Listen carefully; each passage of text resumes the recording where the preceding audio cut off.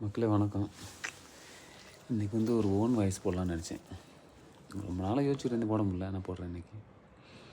என்னண்டா, நம்ம யார் மேலேயாச்சும் கோவப்பட்டோன்னு வச்சுக்க, அந்த கோவத்தோட அளவு வந்து ரொம்ப சின்னது. ஆனால் அந்த கோவத்தினால உதிர்ற வார்த்தையின் ஆயுள்கொள் ரொம்ப அதிகம். அதனால் பெரியவங்களாம் என்ன சொல்லியிருக்காங்க தெரியுமா, கோவப்படும் போது அளந்து பேசு. ஏண்டா, அந்த கோவத்தினால விழுகிற வார்த்தையினுடைய வலி ஆயுள் ரொம்ப அதிகம். அதனால் வார்த்தையை வந்து நிதானமாக பேசணும்.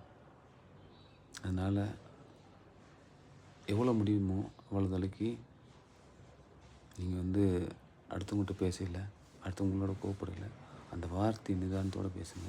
அடுத்தவங்க மனசை புண்படாமல் பேசுங்க. எல்லாருக்கும் வரும் கோவம் வரதான் செய்யும். ஆனால் அந்த கோவத்தினால் வர்ற வார்த்தையின் ஆயுள் ரொம்ப அதிகம். இங்கே எவ்வளோ நாள் இருந்தால் மறக்க மாட்டாங்க. அதனால் அளந்து பேசுங்க, யார் மனசையும் புண்படாமல் பார்த்துங்க. ஜெய் ஹிந்த்.